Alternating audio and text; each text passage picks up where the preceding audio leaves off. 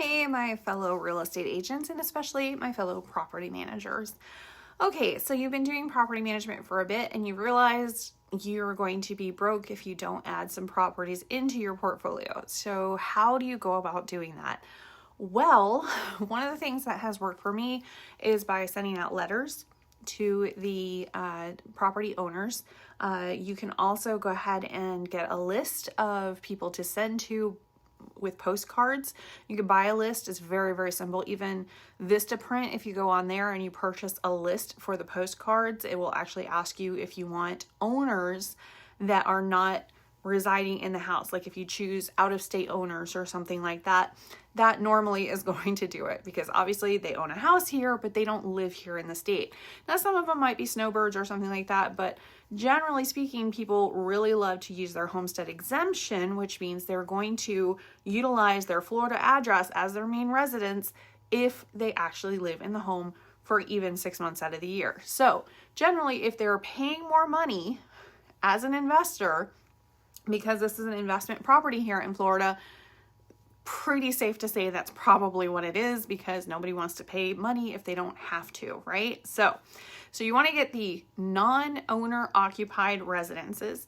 You're going to get that list and you're going to go ahead and send out postcards. You can also use that list to go ahead and send letters.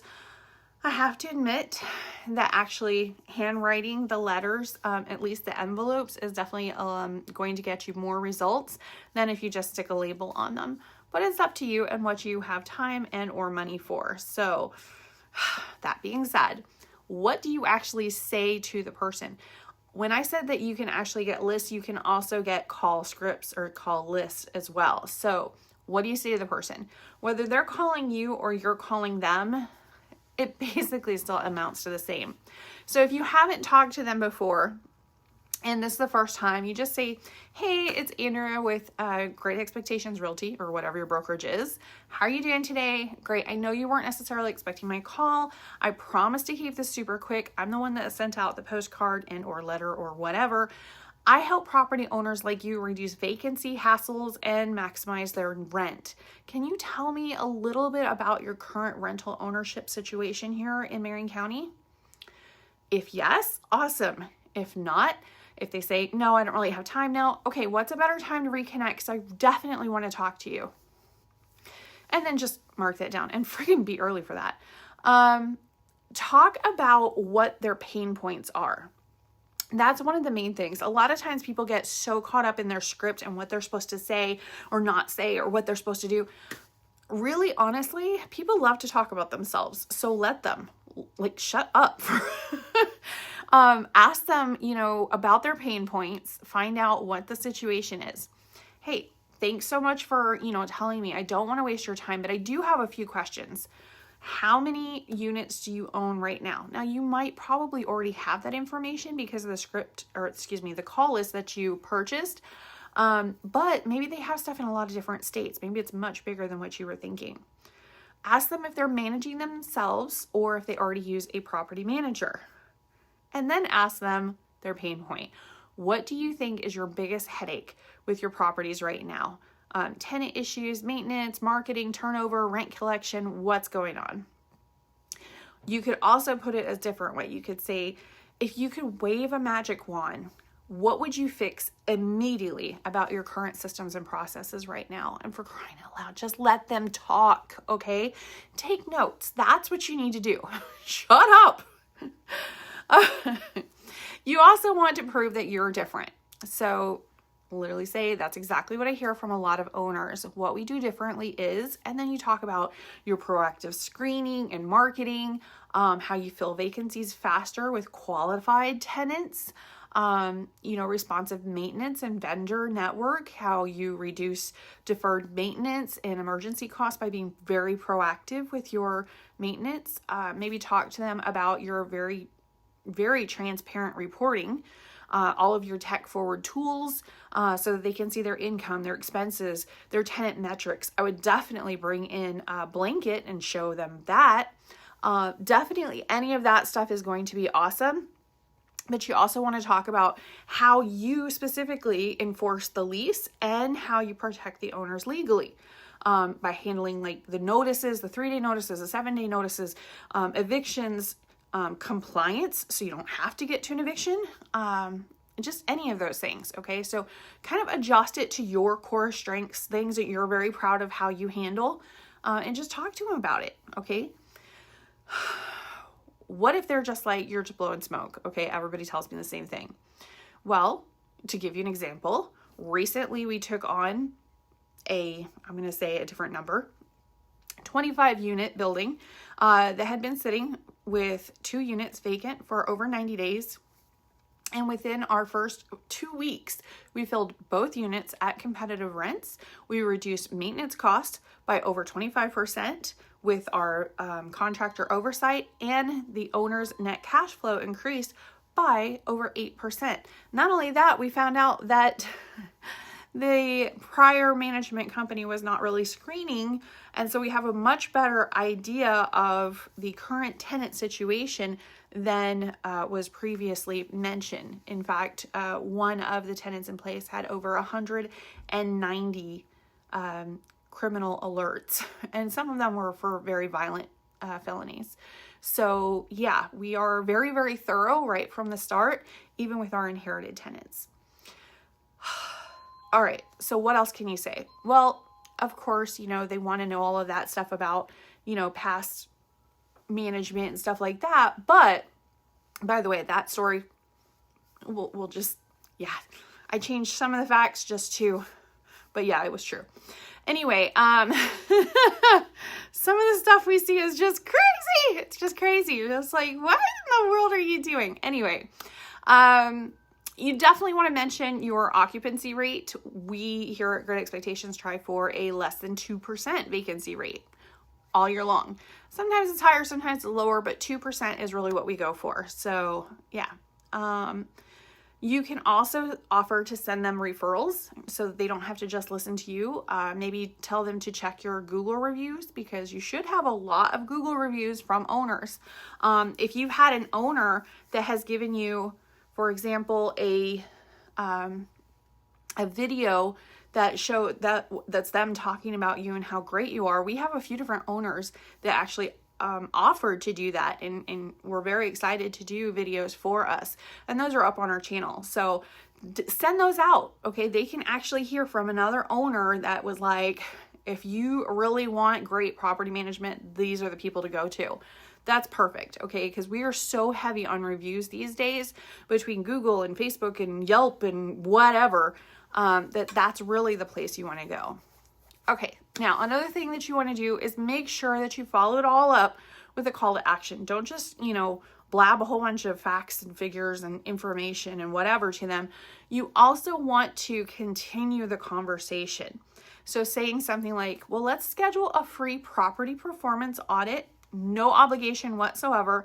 I'm just going to run some numbers on your rents, your expenses, your vacancy risk, and it'll all show you like where you are right now and where I might be able to help you. If I can't help you, I'll tell you that too. But I want you to earn more and worry less.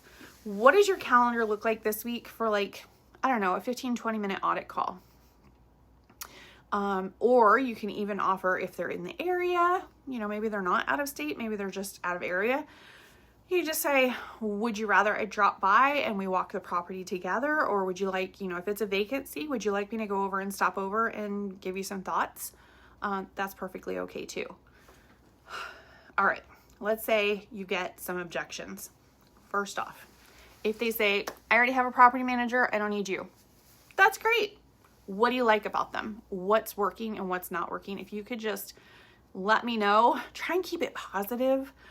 Try and eliminate some of those negatives, and just kind of, be like, okay, that's not a problem. That's absolutely great. I would love to hear what you love about their service so that I know what to increase about mine.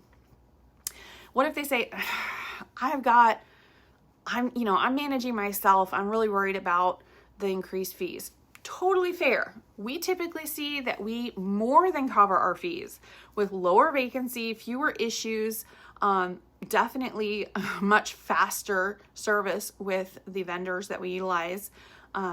We could do like a you versus them side-by-side comparison so that it's totally transparent.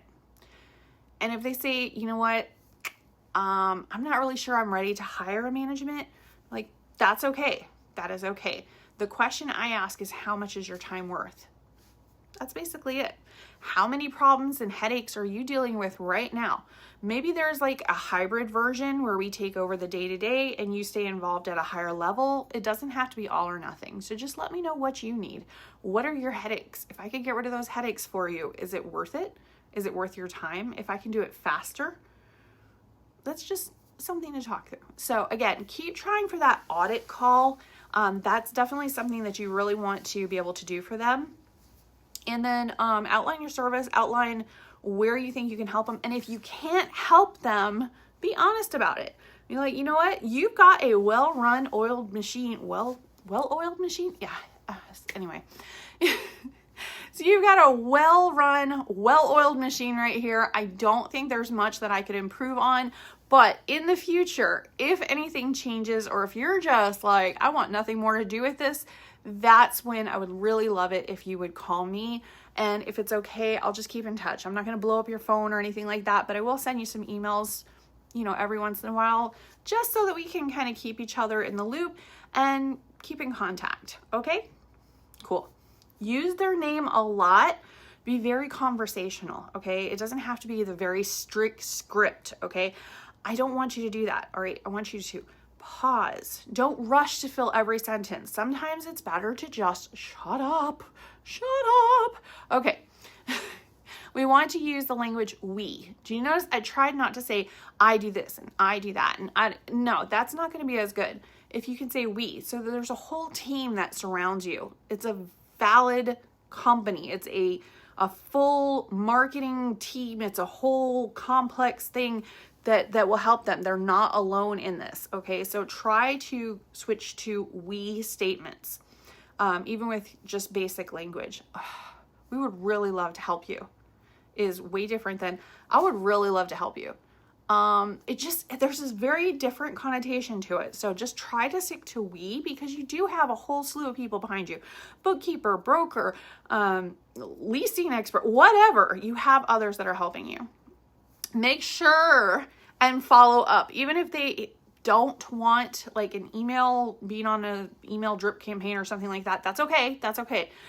Send them something in the mail. Okay, go ahead and send them something. It doesn't have to be, a huge audit or anything like that. If they weren't interested in the audit, the review, or the assessment, that's totally and perfectly fine. Maybe just send them a marketing update once a month. Put them on a list that you send it out in the mail, a marketing update. By the way, you get that from RPR. Just saying. Anyway, send that follow-up. Send them a little card or a note that just says, thank you so much for taking my call. And then that's it. That's it. Just a, little blank card that just says, thank you so much for taking my call. I appreciate it. I really do. Just something as simple as that is huge. Just remember, there are real people on the other side of the phone. Let them talk. People love to talk about themselves.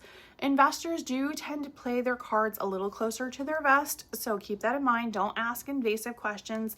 And if it feels like they're really just not comfortable answering your questions, switch to talking about your company and what it can do and different investors that you've helped before. Obviously not by name. You want to include that confidentiality even with your other customers. But again, you are a pro at this. You're licensed. You are educated. You got this. So just share that information with them. If you need any help, I'm always here for you. Just let me know. All right. Talk to you guys later. Bye.